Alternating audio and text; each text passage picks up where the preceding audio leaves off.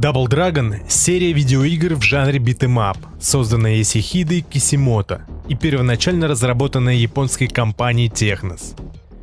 Первая игра была выпущена для аркадных автоматов в 1987 году, превратив игру во франшизу и подогрев популярность жанра beat'em up. В сериале участвуют близнецы-мастера боевых искусств Билли и Джимми Ли, сражающиеся против различных уличных банд, противников и соперников.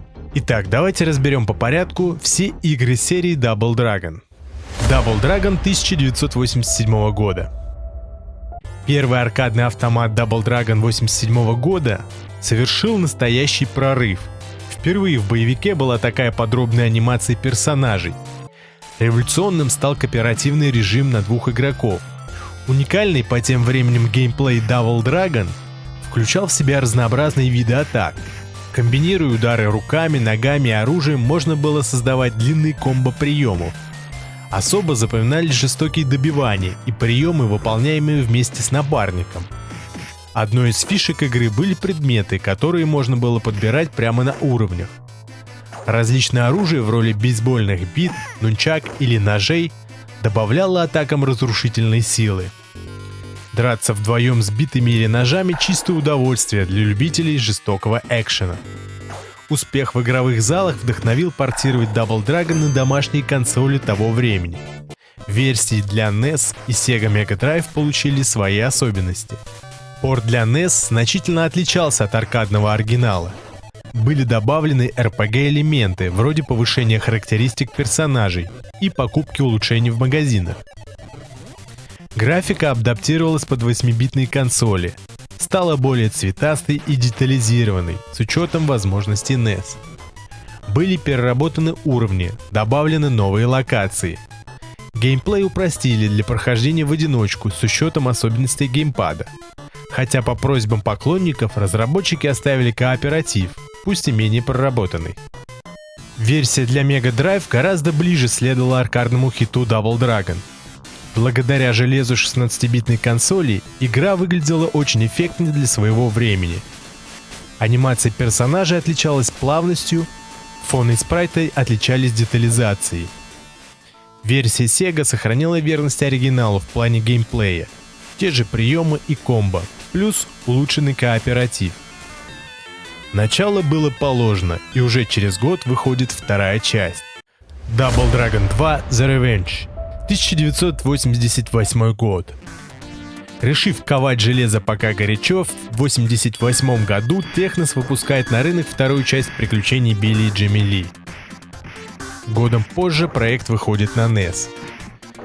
Причем Technos делает не портированную версию, а практически собирает игру по новой. Но работая над второй игрой серии, велосипед изобретать не стали. Из первой части взяли практически все. Улучшили графику, хорошенько проработали звук и музыку, добавили новых приемов и сделали шедевр. На этот раз преступная группировка «Черные воины» решила действовать более кардинально. Вместо очередного похищения девушки Билли, они ее просто убили. Естественно, главные герои желают отомстить. Весь сюжет в игре подается небольшими заставками, поясняющими события. Несомненно, главной особенностью Double Dragon 2 стало наличие совместного режима, причем с опцией избиения напарника. Нередки бывали случаи, когда неудачно сделавший прием задевал товарища, и вся игра заканчивалась виртуальным выяснением отношений. Поэтому нужно было быть крайне осторожным. Остальные составляющие геймплея тоже эволюционировали. Боевая система стала более разнообразной. К вашим услугам более десятка ударов ногами, руками и прочими частями тел. Но и оружие никуда не делось. Выбив из рук противника цепь, ее можно было подобрать и знатно настучать врагам. Наконец, на уровнях появились разнообразные препятствия. Мало того, что вам могут намять бока, так теперь можно провалиться в пропасть, стукнуться головой в шипованный потолок и даже вылететь в открывающуюся дверь в вертолете. Несмотря на минимальное количество отличий первой части, Double Dragon во многом стал лучше своего предшественника и достойно продолжил нести звание лучшего битэмап на платформе NES. Double Dragon 3 The Sacred Stones, 1991 год. Новые приключения братьев Ли вышли в 1991 году. Проект предлагает самый странный сюжет серии, даже несмотря на то, что в предыдущих играх его почти не было. Прошел год с тех пор, как Билли разобрался с бандой Черные Воины, но зло вновь поднимает голову. Мэриан, девушка Билли, пропала, а по сюжету второй части она была убита. Неожиданно появляется странная пожилая женщина по имени Хируко, у которой есть информация по поводу девушки. Оказывается, чтобы Мэриан выпустили, нужно собрать 3 священных камня. После этого перед нами открывается карта и начинается сама игра. Как можно заметить, теперь события будут происходить по всему свету. Первый пункт назначения — Соединенные Штаты. В дальнейшем вы можете посетить Китай, Японию, Италию и Египет. Также вместе с сюжетом и расширением игровой географии игра сделала значительные шаги в улучшении графики и звукового сопровождения. Но есть и минусы. К сожалению, сократился арсенал вооружения, выбиваемого из врагов. Остались только ножи, бутылки и нунчаки. Вместе с оружием из игры исчезло и большинство препятствий. Теперь врезаться головой в шипы во время прыжка не выйдет. Из плюсов. К третьей части подъехали полноценные боссы с разнообразными механиками, а не усиленные противники без каких-либо приемов. Причем парочку боссов можно было взять в свою команду и даже играть за них, используя их уникальные особенности. Третья часть получилась отличной. Что-то в ней улучшилось, что-то ухудшилось в сравнении с предыдущими играми. Но это вполне себе бодрый битэмап, который даже сейчас может служить примером того, как нужно делать качественные игры. Super Double Dragon, 1992 год. С выходом Super Double Dragon в 1992 году сериал ненадолго покинул 8-битные консоли и аркадные автоматы. Новая игра разрабатывалась исключительно для SNES. Первое, что хочется отметить, это быстрые и совершенно сногсшибательные по качеству драки. Красивые удары ногой с разворотом корпуса, возможность захватывать руку противника в момент удара, избивая его затем коленом, прекрасный выбор оружия. Плюс отлично анимированные персонажи, как герои, так и злодеи. Достоинством игры были разнообразные запоминающиеся локации. Начиналось приключение в Лас-Вегасе, затем братья Ли попадали в аэропорт, в школу боевых искусств в Чайна-тауне, дрались на крыше грузовика и в городских трущобах.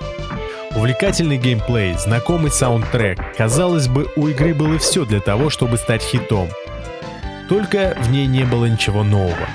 Да, графика улучшилась, да, набор ударов изменился, но и только. Серия застыла на месте, она прекратила развиваться. Раз за разом нам предлагали все те же уличные драки, часто противниками выступали воины из клана Теней. Настало время что-то менять, и разработчики это поняли. Вот только знамя Технос к этому моменту уже подхватила другая студия. В первой половине 90-х годов популярность Двойного Дракона была настолько велика, что появилось даже мультяшное телешоу под названием Double Dragon. Речь в нем шла о близнецах Билли и Джимми, разлученных при рождении. Один из них стал благородным воином, мастером боевых искусств. Другого же воспитали воины преступного клана.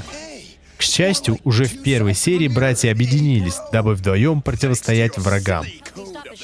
Мультик продержался 2 сезона и был столь популярен, что даже забросил вселенную Двойного Дракона в большое кино.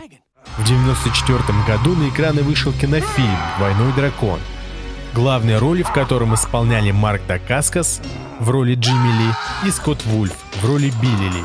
Фильм был насыщен магией, боевыми искусствами и юмором, но создавался с прицелом на детскую аудиторию, которая любила мультсериал и видеоигры. Вероятно, в том числе и поэтому в прокате кино в итоге провалилось. А после завершения второго сезона мультсериала, вселенная Double Dragon окончательно покинула телевизионные и киноэкраны. А навсегда ли, покажет время. Battletoads и Double Dragon, 1993 год. Rare, сменившая Технос на посту разработчика Double Dragon, сразу же бодро взялась за эксперименты. Первым проектом новых разработчиков стала игра Battletoads in Double Dragon, выпущенная в 1993 году. Это яркий красочный кроссовер, соединивший вселенную Double Dragon со вселенной Battletoads. Справедливости ради стоит сказать, что Battletoads в этом проекте намного больше, чем Double Dragon. Действие игры происходит в космосе. Движок тоже взят из игры Battletoads. Диковинные суперудары, великолепная анимация, сложные платформенные уровни и, конечно же, просто изумительная графика. В самом деле, кажется, Battletoads и Double Dragon выжимала все соки из стареньких 8-биток. Впоследствии появились версии для SNES, Sega и Game Boy, но многие геймеры до сих пор считают версию для NES самой лучшей. И хорошо, что 8-битная история Double Dragon закончилась как раз на этой игре, потому что следующая игра в серии Double Dragon в итоге почти загнала вселенную в могилу. Double Dragon 5 The Shadow Falls, 1994 год. Разработку пятой части сериала издательство компании Tradewest взвалило на плечи студии Leyland Interactive Media.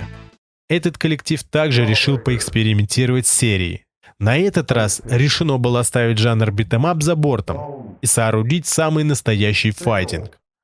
Благо, основа для этого имелась. В 1993 году на американских экранах появился мультсериал Double Dragon.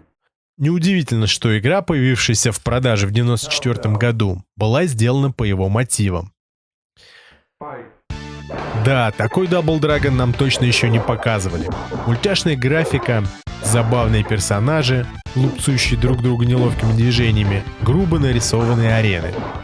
И правда, фанатам приелись однообразные игры в жанре битэмап, но уж переход в категорию файтингов, где властвовали Mortal Kombat и Street Fighter, был явной ошибкой. По репутации сериала был нанесен чудовищный удар, а дальше все было еще хуже. Double Dragon Neo Geo, 1995 год. Последняя, на долгое время игра в линейке Double Dragon вышла в 1995 году. Разработчиком этого проекта, созданного для консоли Neo Geo, а затем портированного на другие приставки, выступила Technos. В новой игре разработчики, давшие сериалу жизнь, постарались исправить ошибки Leyland Interactive Media. За основу игры была взята кинокартина «Двойной дракон». Однако, видимо, персонажей фильма для полноценной игры не хватило. Поэтому было решено добавить множество сторонних бойцов, которые впервые появились в сериале. В игру, кстати, были включены вставки из фильма, хотя внутриигровая графика оставалась мультяшной. Тем не менее, по сравнению с Double Dragon 5, качество прорисовки персонажей и арен повысилось. Вообще, по стилистике новый Double Dragon здорово напоминал Street Fighter. Наверное, именно и это сгубило новую игру и весь сериал на долгое время. Technos просто не поняли, что серии Double Dragon не нужен был еще один, по сути своей, вторичный файтинг. Сериалу требовались новые идеи, требовался перезапуск. Но именно в жанре битэмап, в котором традиционно был силен Двойной дракон. И пускай это не поняли Technos, зато долгие годы спустя о перезапуске задумалась другая компания, благодаря которой Double Dragon восстал из пепла, словно легендарная птица Феникс. Double Dragon Neon, 2012 год. Со времен завершения истории Двойного дракона прошло 17 лет. Казалось бы, история братьев-драконов завершена окончательно, и знаменитый дуэт больше никогда не вернется на экраны телевизоров и аркадных автоматов. Поэтому в апреле 2012 года новость о скором перезапуске сериала стала для поклонников Double Dragon настоящим громом среди ясного неба. За новую версию отвечала WayForward Technologies, пообещавшая сохранить в игре дух оригинального Double Dragon. С первого взгляда на игру становится понятно, что разработчики WayForward Technologies умеют делать ремейки старых игр. Буквально все, начиная от стартового экрана и заканчивая финальной песней, пронизано ностальгией по 80-м. В неоновом драконе собрано множество узнаваемых элементов из популярных битэмапов начала 90-х, что делает эту игру настоящим сокровищем для ретро-геймеров. Боевая система в игре также радует от души. Взяв за основу концепцию оригинальной игры, разработчики изрядно причесали ее под современные тенденции, сделав ставку на зрелищность происходящего. При этом боевка имеет и второе дно. Для первого прохождения игроку вполне достаточно просто махать руками и ногами, с удовольствием наблюдая за разлетающимися телами врагов. Но с повышением уровня сложности здоровье противников существенно вырастает, и тут уже приходится осваивать уклонение от ударов с последующими контратаками, наносящими двойной урон. Разработчики не забыли и о прокачке персонажа, которая поддерживает интерес к игре после первого прохождения. Воскрешать забытые жанры из небытия задача сложная и рискованная. Разработчики Double Dragon Neon пошли по безопасному пути и выпустили небольшую, но качественную игру, за которой можно с удовольствием провести несколько вечеров. Double Dragon 2 Wonder of the Dragons Remake, 2013 год. Double Dragon 2 2013 года — это ремейк классического битэмап Double Dragon 2 The Revenge, в котором братья-каратисты Билли и Джимми жестоко отомстили за убиенную злыми бандитами подружку. Для конца 80-х игра была очень неплохая, что позволило ей внести свою лепту в популяризацию всего жанра. А вот ее ремейк Билли и Джимми просто обязаны нанести визит разработчикам игры, чтобы жестоко отомстить за свою поруганную честь. Wonder of the Dragons уникальна тем, что ее можно критиковать, начиная абсолютно с любого места. К примеру, у нее кошмарные технические проблемы, что становится видно буквально с первых кадров. При движении экран мерзко поддергивается, персонажи неповоротливы и дурно анимированы. Управление настолько неотзывчиво, что даже будь все остальное в игре безупречно, она все равно казалась бы провальной. Еще она тормозит. Игрушка с графикой образца 15-летней давности тормозит. На консоли, которая справляется с Far Cry 3. Враги соответствуют местным стандартам качества. Они неповоротливы, немногочисленны и могут похвастаться уникальным сочетанием непроходимой тупости и коварства.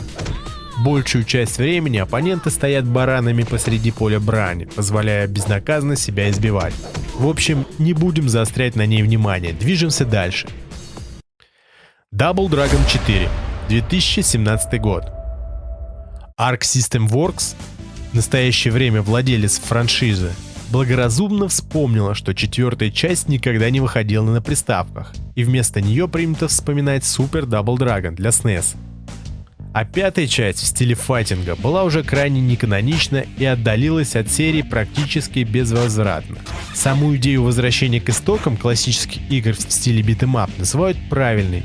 Сюжет Double Dragon 4 берет начало сразу после истории, рассказанной в Double Dragon 2, когда братья Билли и Джимми победили могущественный клан Воины Тени. В начале игры в небольших сменяющих друг друга картинках, как во время приставок, мы узнаем, что братья едут через пустыню в одну из школ боевых искусств. На них нападают боевики из новой банды — ренегатов, которые наводнили различные части мира будущего. В 2017 году игра была принята достаточно прохладно игровым и ретро-сообществом в целом. Практически все уважаемые геймерские ресурсы игру раскритиковали. Подлили масло в огонь и независимые обзорщики на просторах YouTube. Много претензий обзорщики предъявляли именно к графике проекта. Она была выполнена в классической перспективе 2D в духе старой школы. Игра имеет 12 разнообразных уровней. Помимо всех минусов, почти все положительно высказываются о саундтреках игры. Новая качественная стилизация музыки под 8 бит, разбавленная абсолютно новыми композициями и кавер-версиями старых треков, звучит энергично и оригинально. Действие, которое разворачивается на экране гармонично, сочетается с музыкальным сопровождением. Double Dragon Gaiden Rise of the Dragons, 2023 год. На дворе альтернативные постапокалиптические 90-е. Новый мэр Нью-Йорка никак не может справиться с преступностью на улицах города, поэтому обращается за помощью к главным героям Билли и Джимми, которые прихватывают с собой пару помощников. Далее все стандартно: зачистка районов мегаполиса от всех бандитов, битвы с боссами и постепенное продвижение к финальному противнику. Авторы игры сделали ставку на разнообразие. Даже стартовые персонажи существенно отличаются друг от друга. Билли и Джимми Ли — мастера боевых искусств, каждый с собственным набором атак.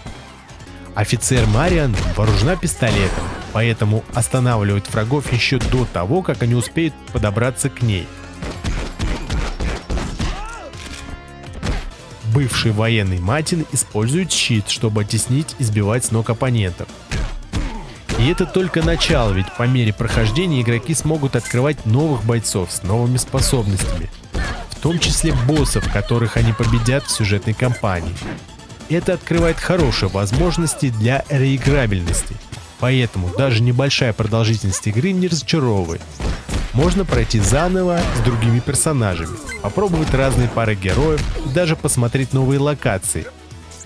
Все районы открыты с самого начала, но от порядка выбора зависит их продолжительность. Механика переключения бойцов стала ключевой в Double Dragon Gaiden. Каждый игрок может брать двоих героев на миссию и менять их между собой в любой момент по нажатию кнопки. Это позволяет потрепанному бойцу перевести дух, а игроку немного сменить тактику сражения, а также изобрести интересные комбинации, так как при переключении цепочка атак не прерывается. На смену персонажей тратится особая шкала, которая восстанавливается со временем. Она же отвечает за проведение спецприемов, поэтому бездумно использовать ею не получится.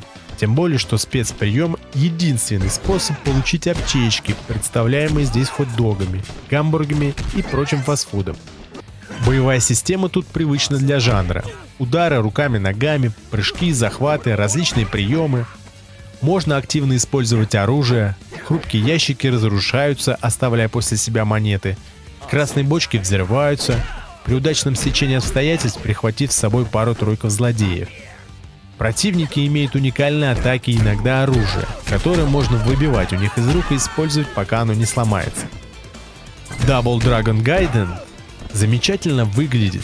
Происходящее не смешивается в пиксельную кашу, и даже во время боя с десятками противников можно четко контролировать своего героя. Игра может похвастаться приятным саундтреком, запоминающейся заглавной темой. А наличие локального кооператива позволяет провести вечер-другой в компании напарника с геймпадами в руках. Возвращение серии определенно можно назвать успешным. Игроделы из Secret Base выпустили отличный битэмап-боевик, с которым не хочется расставаться.